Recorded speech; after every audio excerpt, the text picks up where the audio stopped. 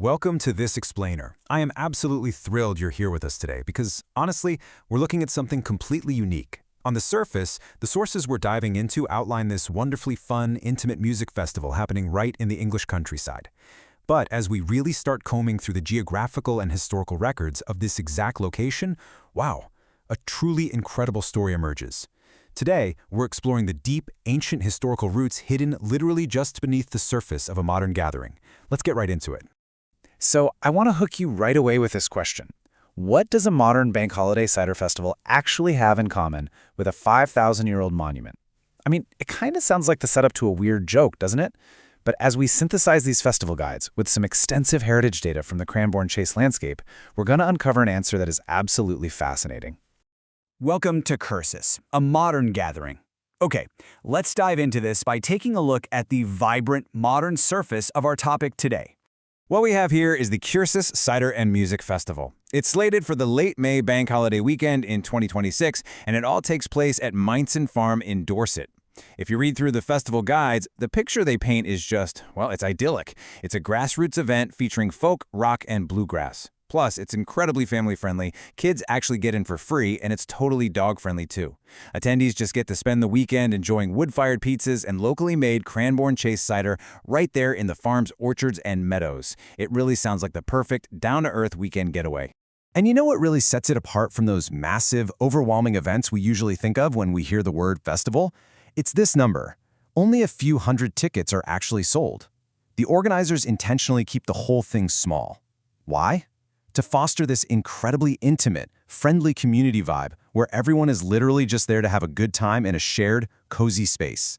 The lineup features these fantastic, really energetic grassroots acts. We're talking headliners like Pete and Diesel, alongside bands like the Skimity Hitchers and Land of the Giants.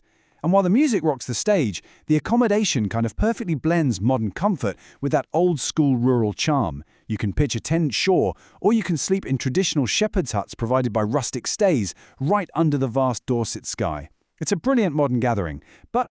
Section 2. What's in a name? Unearthing the ancient cursus. So we have to ask, where does the name actually come from? What exactly does cursus mean? Well, this is where we transition away from the modern party and start our deep dive into the earth right beneath the festival goers' feet. A cursus, as defined by archaeological records, is a major Neolithic linear monument. Basically, it consists of these parallel banks and external ditches. And right near the festival site sits the ancient Dorset cursus, constructed way back around 3300 BC. Guys, that's over 5,000 years ago. Our sources indicate that one of its terminals was carefully aligned with the midwinter sunset, and archaeologists strongly believe this monumental earthwork was a primary focus for seasonal, ceremonial gatherings. Now, what's really interesting here is the sheer scale of what these ancient people built. The Dorset Cursus is approximately 10 kilometers long. That makes it the longest monument of its kind in the entire country. I mean, just imagine the massive, coordinated human effort it took to construct a 10-kilometer earthwork in 3300 BC using literally nothing but primitive tools. So let's look at this comparison, because this is where that initial hook question gets answered. On one hand, you have Neolithic peoples 5,000 years ago coming to this specific patch of land for seasonal, communal gatherings around a massive earthwork.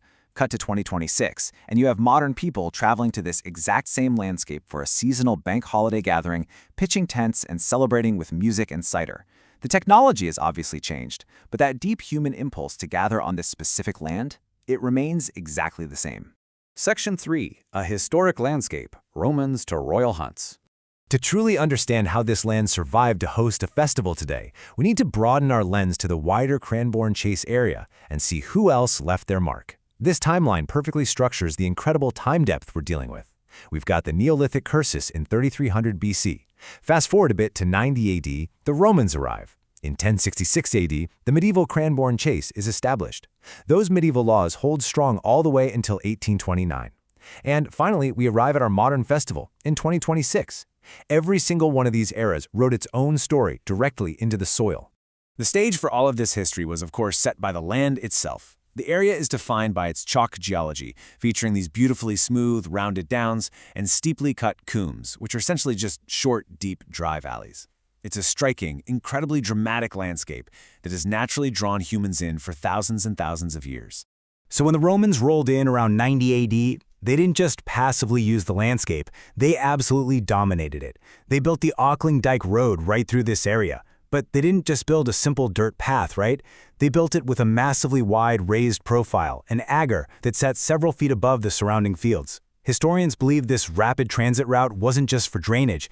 It was a deliberate architectural choice designed to project pure power and actively intimidate the local population. And this brings us to the next massive shift in the land's history. Following the Norman conquest, this area became a dedicated hunting landscape, and the historical maps brilliantly illustrate just how big it was. By 1889, the inner bounds alone comprised a massive 40,000 acres of land, and it was governed by entirely different rules than the rest of the country. Now here is a fascinating historical paradox. The medieval lords didn't actually own the land itself. What they owned were the hunting rights. Chase law upheld one supreme, absolutely crucial rule: protect the deer and protect the deer's habitat. This meant local landowners couldn't easily go in and cut timber or enclose land for farming. Because these strict hunting laws essentially froze the landscape in time, they prevented the destructive agricultural enclosures that were sweeping the rest of the country. So, by selfishly protecting their hunting grounds, these lords totally unintentionally preserved ancient primeval woodlands, rare chalk grasslands, and crucially, they stopped plows from destroying those 5,000-year-old prehistoric monuments. Section 4. A living landscape, ecology and history. Let's bring ourselves back up to the surface now. We've seen the deep history, but how does all of that shape the ecology and the very environment that festival goers at Cursus enjoy today? Well, there's a beautiful historical connection here. Fallow deer actually still roam the chase today, a direct living legacy of those medieval hunts. And because they were protected for centuries, they exist right alongside the preserved ancient earthwork mounds. The history of one directly enabled the survival of the other. It's like a giant, perfectly preserved puzzle. Furthermore, because large-scale intensive farming was delayed here for so long, rare habitats were just allowed to thrive. The area is now internationally recognized for its flower-rich chalk grasslands. It supports significant protected populations of rare species like the early gentian flower, as well as dormice and various butterflies. It's a remarkably healthy, biodiverse little pocket of England. The famous author Thomas Hardy beautifully captured the romantic, untouched feel of this environment way back in 1891. He called it a truly venerable tract of forest land, one of the few remaining woodlands in England of undoubted primeval date. And you know, when you step onto Myncen Farm for the festival today, you are stepping into that exact same primeval atmosphere that completely captivated Hardy. So, when we piece all of this source material together, a really remarkable narrative arc appears. We see the continuum of the chase. Step 1. Ancient peoples build these massive, awe-inspiring monuments to gather together. Step 2. For hundreds of years, medieval hunting laws inadvertently freeze the landscape, protecting those monuments and the ecology. Step 3. Modern festival goers arrive to celebrate grassroots music and cider on that very same, beautifully untouched, historic land. The Cursus Festival is simply the newest layer in a tradition of human gathering that spans literally millennia. Which leaves us with this final thought. If you find yourself in Dorset in late May, listening to an amazing folk band and sipping a cold cider on this ancient downland, take a moment to look around. Knowing what you know now from this explainer, will you feel the echoes of 5,000 years of human gathering right beneath your feet? It really changes the way you look at a simple weekend festival, doesn't it? Thank you so much for joining me on this deep dive, and keep seeking out the hidden history in the world around you.